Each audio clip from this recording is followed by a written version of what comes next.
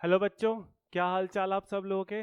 तो बच्चों आज की वीडियो में अपन लोग डिस्कस करेंगे आईबीपीएस पीओ 2023 प्रीलिम्स के कुछ शिफ्ट के इंपॉर्टेंट क्वेश्चंस, मिसलेनियस क्वेश्चंस है, मतलब सारे चैप्टर के क्वेश्चंस हैं। ठीक है बच्चों। और बच्चों नेक्स्ट वीडियो में मैं बता दूं, हम लोग एक बहुत इंपॉर्टेंट चीज़ लेके आने वाले हैं, क्योंकि जैसे आप देखोगे आईबीपीएस पीओ प्री 2024 के अंदर, जो कि 19 और 20 अक्टूबर को होगा, तो अप्रॉक्स कुछ 52 एंड 53 डेज के अप्रॉक्स अपने पास डेज बचे हैं। तो इसमें हम लोग 50 डेज का बच्चों स्टडी प्लान लेके आने वाले हैं कि किस तरीके से आप लोगों का मैथ्स को पूरा प्रिपेयर करना है। ठीक है, जो भी आपकी प्रिपरेशन हो रखी है, और आने वाले फाइनल डेज में आपको किस तरह से अपने प्रिपरेशन को एक फाइनल स्टेज में लेके जाना, along with the mock test revision.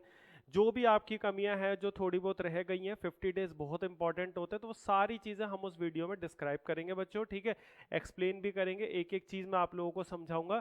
ठीक है, तो आप लोग उस वीडियो को जरूर देखना, और जब तक अपन इस वीडियो के अंदर इंपॉर्टेंट क्वेश्चंस को लेकर स्टार्ट करते हैं। ठीक है बच्चों, बहुत इंपॉर्टेंट क्वेश्चंस है, सारे चैप्टर के क्वेश्चंस है, जिसके जो भी कॉन्सेप्ट्स है वो मैं आपको एक्सप्लेन करता जाऊंगा। चलो, तो अपन ज़्यादा देर ना करते हुए फर्स्ट क्वेश्चन से करते हैं बच्चों। फर्स्ट क्वेश्चन है अपना प्रॉफिट एंड लॉस का। A shopkeeper marked up the price of an article P by 20% and give him the discount of D%, then he gets a loss of D minus 11%. If the cost price of the article Q is rupees 200 and gets a profit of 1.5 D, then find the selling price of the article Q. ठीक है, तो बच्चों देखो यहां पर अपने को cost price जो है वो 200 रुपए दे रखी है आर्टिकल की। ठीक है, अब इसने बोला है बच्चों marked up the price of an article. Marked up the price of an article मतलब किसी भी आर्टिकल की मार्क प्राइस को सेट करना। हमेशा ध्यान रखना बच्चों, मार्क प्राइस को हमेशा कॉस्ट प्राइस के ऊपर सेट किया जाता है। तो इसका मतलब जो मार्क प्राइस होगा वो 240 रुपीज होगा, इससे 20% हायर। ठीक है, ये चीज आप लोग हमेशा याद रखना। ठीक है बच्चों, अब देखो एक चीज ध्यान रखो, जब भी सीपी और एमपी क्वेश्चन में आता है तो एसपी जो है वो हमेशा एक कॉमन पॉइंट होता है जो दोनों को लिंक करता है, जो दोनों के बीच में एक ब्रिज का काम करता है। सीपी, क्योंकि सीपी में प्रॉफिट या लॉस परसेंट लगाओगे तो एसपी आएगा, मार्क प्राइस में डिस्काउंट परसेंट हटाओगे तो एसपी आएगा। अब एक चीज बच्चों, इसके अंदर आपको जो डिस्काउंट है वो डी परसेंटेज में दे रखा है। ठीक है, और जो लॉस है वो डी माइनस 11% में, मतलब अपने पास कोई न्यूमेरिकल नंबर नहीं है। पीओ के अंदर बच्चों प्रीलिम्स में भी ये तो मॉडरेट लेवल का क्वेश्चन है। ठीक है, और बाकी उसके बाद जो मेंस होता है उसमें भी ऐसे क्वेश्चन बहुत आते हैं जिनमें वेरिएबल्स की फॉर्म में क्वेश्चंस होते हैं, और उन वेरिएबल्स की वैल्यू आपको ऑप्शन से भी डायरेक्ट पता नहीं चल सकती। तो इसलिए आप लोगों को बच्चों कॉन्सेप्ट को अच्छे से समझना है। मैं पहले भी कई बार बोल चुका हूँ, कॉन्सेप्ट पर फोकस करना। ठीक है, अब यानी मैं दोनों केस में एसपी निकाल लेता हूं बच्चों। तो देखो इससे मैं एसपी कैसे निकालूंगा, ये हो जाएगा आपका एसपी कितना हो जाएगा, डी माइनस 11% का लॉस है तो 100 minus D minus 11% of CP. ठीक है, तो ये हो जाएगा आपका 100 minus D minus minus plus का 11, तो 111 माइनस डी परसेंट ऑफ 200। ये हो गया बच्चों अपना एक एसपी, जिसके अंदर अपन ने सीपी के थ्रू निकाला। एक में उसको डी परसेंट का डिस्काउंट उसने दिया है, तो ये हो जाएगा बच्चों एसपी इसके through 100 minus D percent of mark price. Mark price मतलब 240। ठीक है, तो ये चीज हो गया। अब एक तरीके से बच्चों ये एक सेलिंग प्राइस हो गई। दोनों केस में आर्टिकल सेम है, पी आर्टिकल, तो सेलिंग प्राइस भी सेम है, तो इन दोनों को अपन क्या कर देंगे, इक्वेट कर देंगे, उससे डी की वैल्यू अपने पास आ जाएगी। तो ये हो जाएगा बच्चों 111 माइनस का डी परसेंटेज है, परसेंटेज हटाने के लिए अपॉन में 100 इंटू ये हो जाएगा आपका यहाँ पर 200,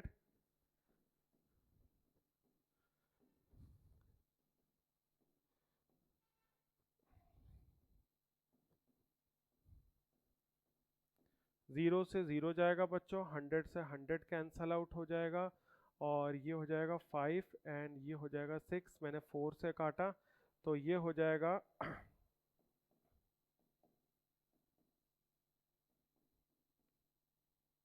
माइनस का 5D 600 माइनस का 60। ठीक है बच्चों, तो ये जाएगा 6D इधर जाएगा, तो D इज इक्वल टू 45, इसकी वैल्यू अपने पास आ जाएगी।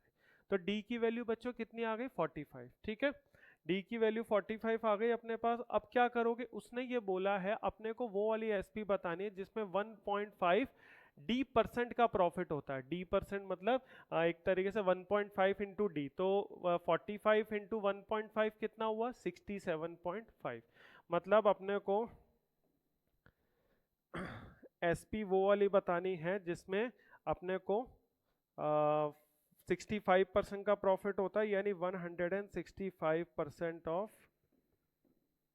200, ये चीज हो 65% का प्रॉफिट हुआ, तो सीपी में ऐड करोगे तो हाँ 165% हो जाएगा। इसको जब बच्चों आप लोग सॉल्व करोगे तो आपका आंसर आएगा 335।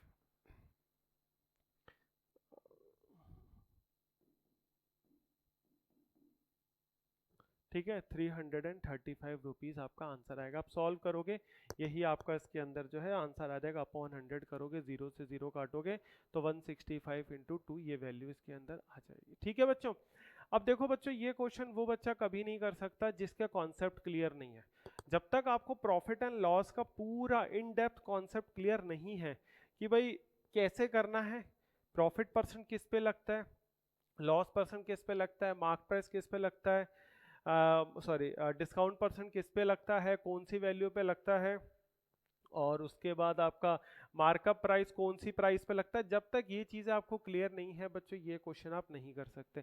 तो इसलिए मैंने बार बार कहा है हमेशा ग्रैब द कॉन्सेप्ट, इस वर्ड को याद रख लो, ग्रैब द कॉन्सेप्ट, कॉन्सेप्ट को आप लोग हमेशा याद रखें। ठीक है, चलो नेक्स्ट क्वेश्चन पे बढ़ते हैं अपन, है ना।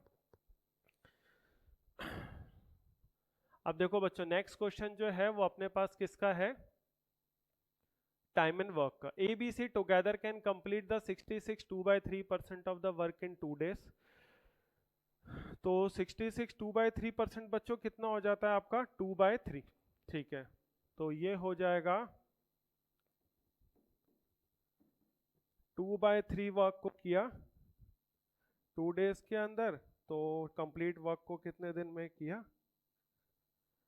3 days के अंदर। ये किसने किया बच्चों? ए प्लस बी प्लस का सी। ठीक है, और ए प्लस बी जो है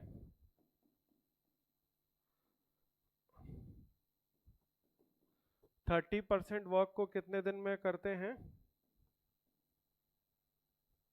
3 days के अंदर। तो बच्चों मतलब ये 100% वर्क को कितने दिन में करता है? 10 days के अंदर करता है।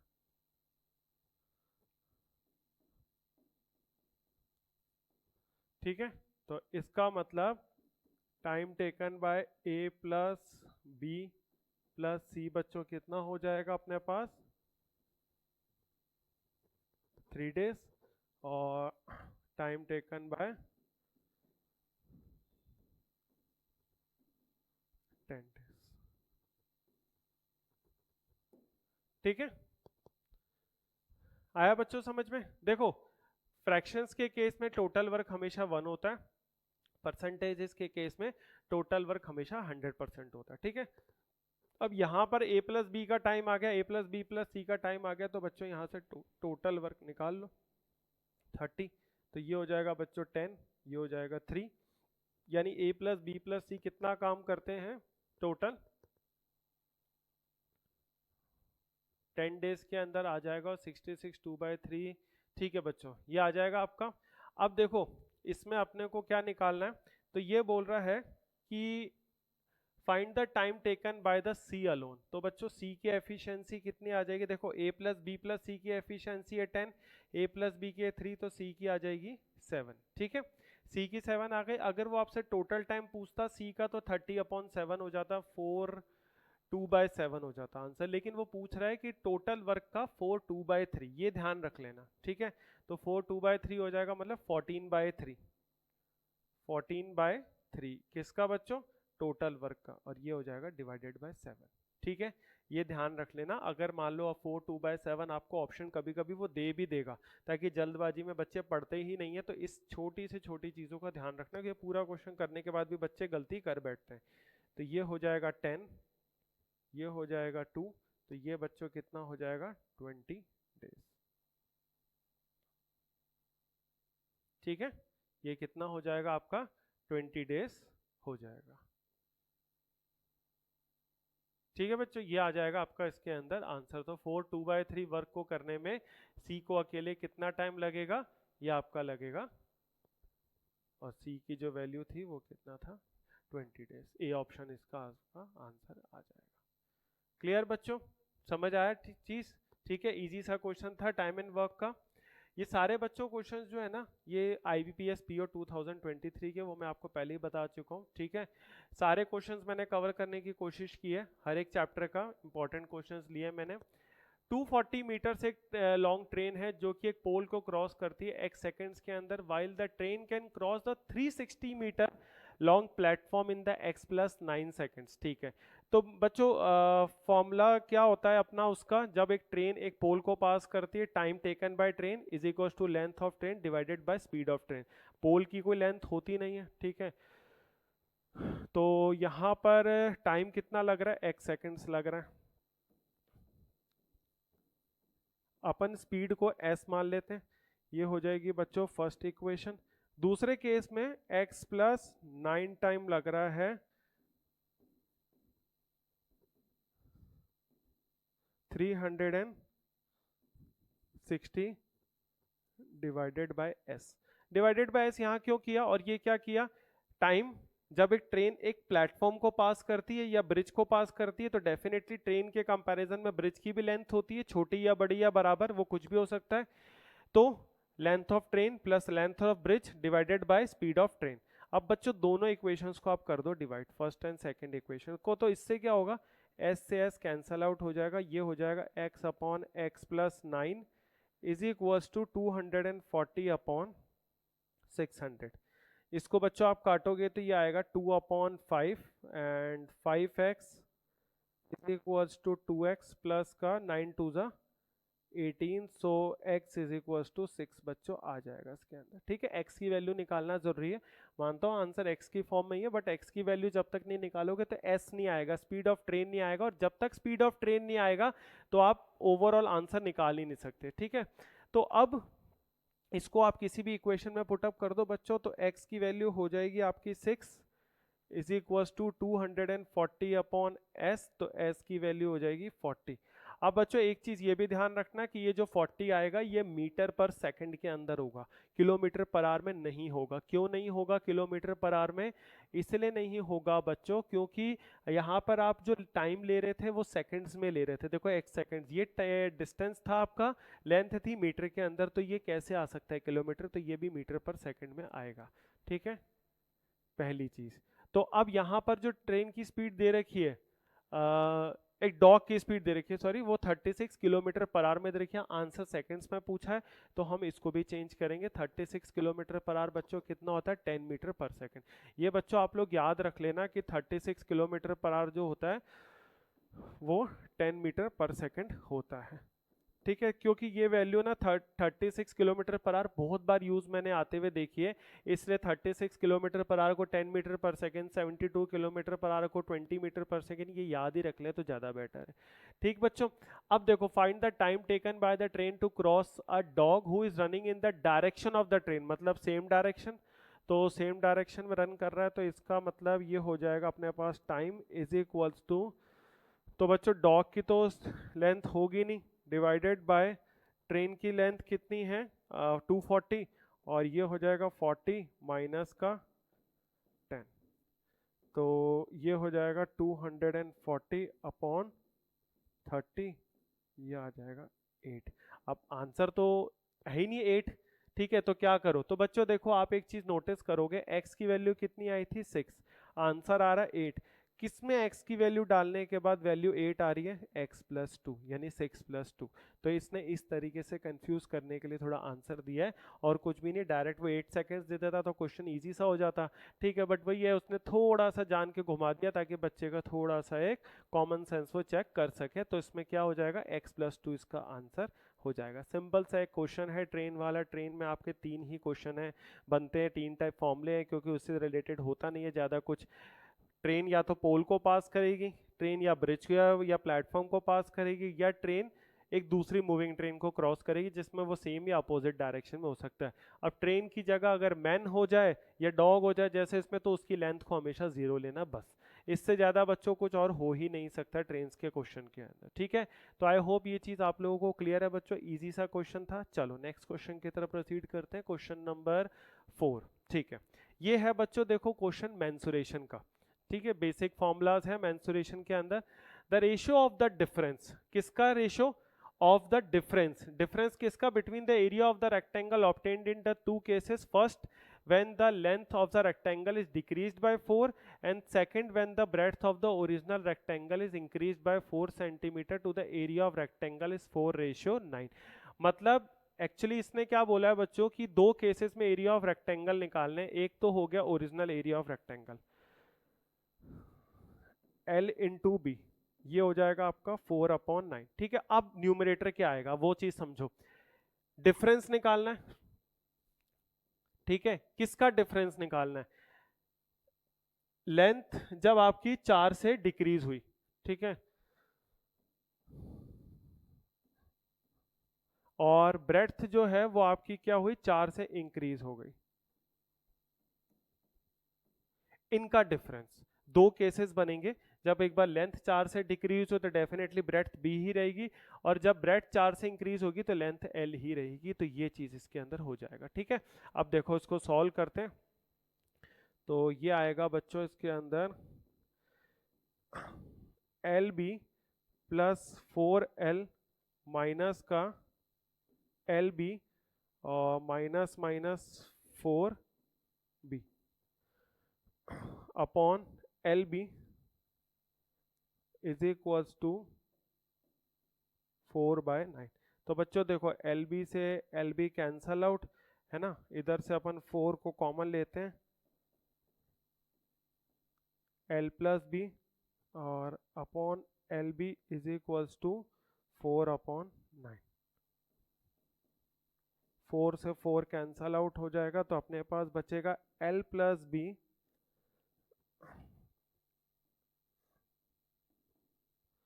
ठीक है, ये चीज अपने पास बचेगी। अब एक चीज आप ध्यान से समझना, जो फाइंड आउट करना है वो देखो, find the ratio of the numerical value the perimeter to the area of rectangle. आपको फाइंड आउट क्या करना है, perimeter to the area of rectangle. Perimeter क्या होता है, twice of L plus B upon area of rectangle L B. तो बच्चों L plus B upon L B की वैल्यू कितनी आ रही है इसके अंदर, सॉरी ये आपकी वैल्यू 1/9 आएगी, 4 तो यहाँ से कट चुका है मैंने यहाँ पर गलती से, ठीक है, ये 1/9 आएगी है ना, क्योंकि 4 से तो यहाँ पर ये चीजें कट चुकी है ना। तो यहाँ पर L plus B upon L B की वैल्यू अगर आप देखोगे तो बच्चों कितनी आ रही है, 1/9, 2 इंटू 1/9, तो ये कितना हो जाएगा 2/9, मतलब 2:9 इसका आंसर होगा, डी ऑप्शन। देखो कितना इजी सा क्वेश्चन है, यहाँ पर देख के लग रहा होगा कि यार आंसर तो निकलेगा ही नहीं, ठीक है, एल बी है, दो वेरिएबल हैं, एक ही इक्वेशन है, आंसर कैसे निकालेंगे, जबकि इसमें कुछ भी नहीं है, बहुत इजी सा है। अगर आप बच्चों इसको इसमें से माइनस करोगे ना तो आपको क्वेश्चन लिखते ही एक स्टेप करने के बाद ही समझ आ जाएगा, यहाँ पर 4b भी नेगेटिव आ जाएगा, 4l भी नेगेटिव आ जाएगा, तो नेगेटिव दोनों नेगेटिव, तो नेगेटिव आगे जो कॉमन आएगा वो हमेशा रहेगा। तो इसलिए मैंने जो बाद वाला केस है सेकंड केस को फर्स्ट केस में से माइनस किया, ठीक है। जब आप ये चीज करके देखोगे तो आपको ये चीज समझ आ जाएगी, लेकिन वही आंसर में फर्क नहीं पड़ेगा, उस केस में आंसर माइनस का 2/9 आएगा, तो रेशियो तो 2/9 ही रहना है, ठीक है। आप अगर वो चीज को कर भी लो वहां तक तो भी ये है, आप डायरेक्टली प्रोसीड कर सकते हो, ठीक। अब बच्चों आप लोग एक चीज और देखोगे कि जितने भी मैं क्वेश्चन करवा रहा हूँ ना, ये सारे क्वेश्चन बहुत ज़्यादा कोई लेंदी नहीं है, लेकिन ये सारे के सारे मेथड से होने वाले क्वेश्चंस हैं, इनमें कोई डायरेक्ट फॉर्मूला या डायरेक्ट कोई ट्रिक नहीं है, सबके अंदर कॉन्सेप्ट्स लग रहा है। तो यही इंपॉर्टेंट होता है बच्चों कि जब आप पढ़ाई करो, खासकर बैंकिंग और जितने भी एग्जाम्स हैं इनकी पढ़ाई करो, तो आप कॉन्सेप्चुअल स्टडी को जरूर करो, शॉर्ट ट्रिक्स बिल्कुल लर्न करो, शॉर्ट मेथड्स लर्न करो, उसकी नीड होती है, लेकिन सिर्फ उस वो ही ओरिएंटेड स्टडी मत करो, वो आपको हेल्प नहीं करेगी, ठीक है। तो इसलिए हमेशा कॉन्सेप्ट पे बच्चों फोकस करना, दैट इज मोस्ट इंपॉर्टेंट। चलिए नेक्स्ट क्वेश्चन पे आते हैं। अब ये देखो बच्चों, एजेस का क्वेश्चन लिया है हमने, एक मैन है, उसकी एज है 3p प्लस 2q।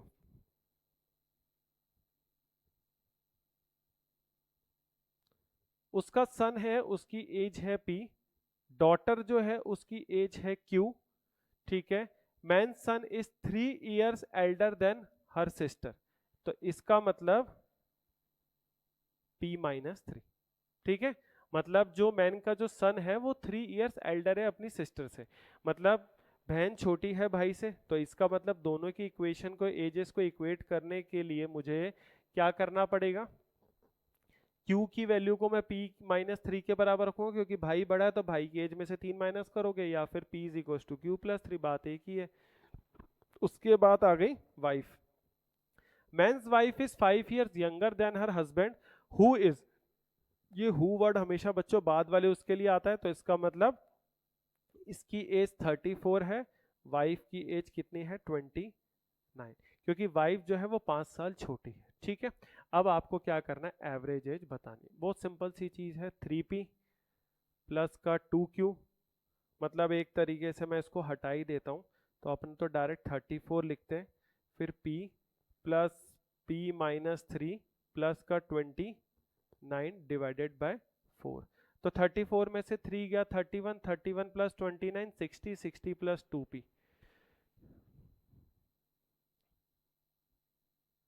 अब देखो बच्चों 60 प्लस 2p हो गया अपॉन 4, p की वैल्यू नहीं है तो कोई दिक्कत नहीं है, अपन क्या करेंगे यहाँ से इन दोनों को इक्वेट करेंगे। ठीक है, तो यहाँ से अपन लिख सकते हैं p minus Q is equal to 3 और 3p प्लस का 2q इज इक्वल टू 34। तो बच्चों इसको अपन 2 से मल्टीप्लाई करते हैं। ठीक है, तो जिससे क्या है आपका q का वेरिएबल सेम हो जाएगा, तो ये बन जाएगा आपका 2p माइनस का 2q is equal to 6, 2q से 2q minus 5p is equal to 40, p की वैल्यू कितनी आ जाएगी 8।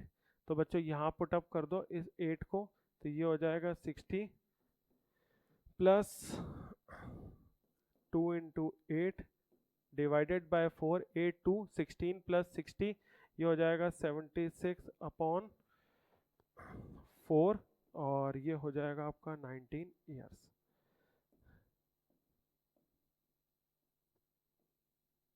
ठीक है, ये बच्चों कितना हो जाएगा 19 ईयर्स हो जाएगा, ये आ गया आपका आंसर। क्लियर, आया समझ में? वही अगेन देखो क्वेश्चन को कैसे घुमा दिया, वेरिएबल की टर्म्स में उसने क्वेश्चन को जो है वो दे दिया। ठीक है, और बाकी उसके अलावा कुछ भी नहीं किया उसने, वेरिएबल के टर्म्स में दिया ताकि चीज़ों को घुमाने के लिए, थोड़ा दिखाने के लिए भाई चीज़ें डिफिकल्ट है, जबकि बच्चों ऐसी कोई चीज़ें डिफिकल्ट होती नहीं है। मेंस में भी जो क्वेश्चन आते हैं वो वही होते हैं, इससे एक स्टेप और थोड़ा हायर होता है, उसमें थोड़े ज़्यादा वेरिएबल्स होते हैं। बस यही है कि अगर आपको बेसिक से सॉल्विंग करनी आती है तो कोई टाइम नहीं लगेगा। हाँ, उस क्वेश्चंस में नॉर्मली 2 से 3 मिनट मिनिमम से मिनिमम लगता है, क्योंकि वो मेंस लेवल के होते हैं, बट होता बच्चों कुछ भी नहीं है। अगर आपको स्क्रैच से कॉन्सेप्ट आता है तो आप कर लोगे। आप लोगों ने देखा, मैं कई बार हमेशा कॉन्सेप्ट पे फोकस करता हूँ, और मैं यही मेरा मोटिव रहता है कि आप कॉन्सेप्चुअल स्टडी करो, फिर उसके बाद आप शॉर्टकट्स को पढ़ो, डायरेक्ट शॉर्टकट स्टडी आप मत करो। ठीक है, चलो बच्चों अब आज के लास्ट क्वेश्चन की तरफ बढ़ते हैं, और यही सबसे अच्छा क्वेश्चन है सारे के सारे उसमें से, प्रॉफिट एंड लॉस और ये वाला पहला, और बाकी जो बीच के क्वेश्चन थे वो moderate, easy to moderate question थे। देखो ये बहुत ही तगड़ा कॉन्सेप्ट है, इसमें मैं आपको विदाउट कोई वेरिएबल लेके करने का तरीका बताऊंगा। इसमें ये बोल रहा है कि एक कंटेनर है जिसके अंदर मिल्क और वाटर का मिक्सचर है, जिसमें ये रेशो कितना है 3:2, यानी अगर मैं पहले कंटेनर की बात करूं तो उसमें मिल्क कितना है 3/5, इसमें से 75% मिक्सचर निकाल लिया और 40 लीटर ऐड कर दिया। अब ये अज्यूम मत करना कि जो 75 लीटर निकाला, 75% निकाला है वो 40 लीटर के बराबर है, ऐसा कहीं पर भी नहीं लिखा है ना। तो वो ये बोलता कि 40 लीटर निकाला, 40 लीटर ऐड किया तो एक बात अलग होती, ठीक है, वो तो फिर सेम बोल ही रहा, लेकिन यहाँ अपन ये अजम्पशन नहीं ले सकते। हो सकता है वो अजम्पशन सही भी हो, लेकिन सही होने के चांसेस कम होते हैं, तो 50-50 वाला सिनेरियो है, तो वो मत करना। ठीक है, उसके बाद 40 लीटर्स ऑफ मिक्सचर दूसरा ऐड कर दिया, उसमें भी मिल्क एंड वाटर था, उसमें मिल्क की क्वांटिटी आपके पास कितनी थी 40%, यानी 2/5। जो फाइनल मिक्सचर बना उसमें मिल्क की वैल्यू कितनी थी 44 4/9 यानी 4/9। ठीक है, अब मैं इसमें कोई वेरिएबल नहीं लूंगा 3x 2x, मेरा वो मेथड ही नहीं है बच्चों, बहुत अलग मेथड है मेरा और बहुत बढ़िया मेथड है। तो देखो 2/5, एक सबसे पहले ना अपन एक काम करते हैं, अपन इन सारी वैल्यूज को फ्रैक्शंस की बजाय इंटीजर्स में लेके आते हैं। तो 5 और 9, 5 5 9, तो नीचे 45 से मल्टीप्लाई कर लो सारी वैल्यूज को, ताकि ये इसको सॉल्व करना आसान हो जाए।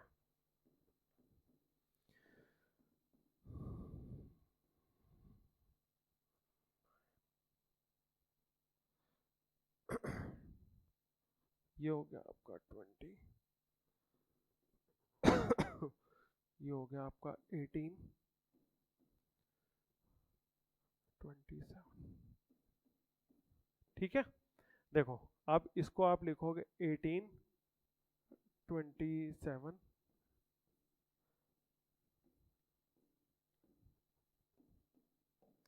अब बच्चों जिनको ये चीजें नहीं पता वो भैया ये चीज समझो कि ये एग्जैक्टली 4:2 है क्या, सॉरी 7:2 है क्या। ये 7:2 बच्चों ना ही मिल्क और वाटर का रेशियो है, ये आपने जिस कंटेनर में से जब दोनों को मिक्स किया तो ओरिजिनल मिक्सचर की क्वांटिटी और जो न्यू मिक्सचर ऐड किया उसकी क्वांटिटी का रेशियो है, ये क्वांटिटी का रेशियो। उस क्वांटिटी में मिल्क एंड वाटर दोनों है, तो मैं यहाँ मिल्क और वाटर की तो बात ही नहीं कर रहा, मैं तो टोटल क्वांटिटी की बात कर रहा हूँ दोनों मिक्सचर के। तो ये जो 18 है, ये 18 कहाँ से आया, सेकंड वाले से एडेड। ठीक है, और ये है ओरिजिनल, यानी अपन ने जो ऐड किया वो कितना ऐड किया था 40 लीटर्स, यानी ये कौन सा 18 वाला, तो इसका रेशियो कितना था 7। यानी अपन ने जो ऐड किया वो ये वाला मिक्सचर था। ठीक है बच्चों, तो जो रिमेनिंग रह गया वो 2 रह गया, तो ये हो जाएगा 80/7 लीटर्स। तो ये बच्चों जो 80/7 लीटर्स है ना, ये जो आया ये वो वाला मिक्सचर है जो ओरिजिनल कंटेनर में था, और 75% निकालने के बाद उसकी क्वांटिटी 80/7 लीटर्स रह गई। ठीक है, तो ये उसकी क्वांटिटी का रेशियो, ध्यान से सुनना, क्वांटिटी का रेशियो, मिक्सचर्स की क्वांटिटी का रेशियो। ठीक है, तो 75% निकाल लिया था, तो इसका मतलब ये कितना परसेंट बचा था 25%, कितना 80/7। तो बच्चों मुझे तो टोटल क्वांटिटी निकालनी है। ठीक है, तो ये हो जाएगा 80/7 इंटू 100/25, तो ये हो जाएगा 4, ये हो जाएगा बच्चों 320/7 लीटर्स। तो ये ओरिजिनल मिक्सचर हो जाएगा, ओरिजिनल मिक्सचर। ठीक है, तो ओरिजिनल की बात नहीं कर रहा है, लेकिन अपने से ये क्या पूछ रहा है कि quantity of the milk in the initial mixture. तो milk in the initial mixture, तो इन द इनिशियल मिक्सचर के अंदर बच्चों मिल्क हो जाएगा MA, ये वाली वैल्यू, तो 3/5, 3/5 किसका 320/7 का, तो ये हो जाएगा 64, 64 इंटू 3 192/7 लीटर्स। ये आपका आंसर आएगा इसमें। ठीक है बच्चों, ये मेरा one of the favourite question है, और क्वेश्चंस इसलिए फेवरेट है क्योंकि जो कॉन्सेप्ट है ना, ये मेरा one of the favourite concept है। और ये जिस बच्चे को समझ में आ गया ना एलिगेशंस का, वो पूरा एलिगेशंस आराम से निकाल सकता है। इसमें कई जगह मैंने सॉल्यूशंस भी देखे हैं, वो एक्स लेके किए हुए होते हैं, मुझे वो सॉल्यूशन बिल्कुल पसंद नहीं है। ये जो मेरा सॉल्यूशन है बच्चों, ये खुद का पूरा सोचा हुआ और एक्सप्लेन की समझी हुई चीज़ है पूरी। ठीक है, ये बहुत अच्छी चीज़ है और बहुत ही बढ़िया चीज़ है, तो इसलिए इस क्वेश्चन को अच्छे से समझना, ठीक है, बहुत ज़्यादा इंपॉर्टेंट है। ठीक है, ये कई बार मैं क्वेश्चंस बहुत बार अपनी क्लासेस के अंदर अपने स्टूडेंट्स को जो है वो मैं बताता हूँ। ठीक, ठीक है बच्चों, तो ये मैंने कुछ 6 क्वेश्चन आज के इस लेक्चर में लिए थे IBPS PO प्री 2023 के पेपर से। ठीक है, आई होप ये सारे आपको समझ आए, और जो भी कॉन्सेप्ट था वो मैंने आपको समझाया, और रिलेटेड जो इससे अंदर इन डेप्थ कॉन्सेप्ट है उसके हर एक की वीडियो आपको मेरे चैनल पे जो है वो मिल जाएगी, आप चाहो तो उसको देख सकते हो, मैं उसको लिंक पे दे दूंगा। ठीक है, और कार्ड्स के अंदर आप उसको देखना प्लेलिस्ट को। और आई होप बच्चों आप लोगों को आज की वीडियो पसंद आई हो, अगर पसंद आई हो तो प्लीज़ चैनल को सब्सक्राइब करो, वीडियो को लाइक करो एंड अपने फ्रेंड्स के साथ शेयर करो। मिलते हैं हम आप लोगों से नेक्स्ट वीडियो में, टिल देन थैंक यू।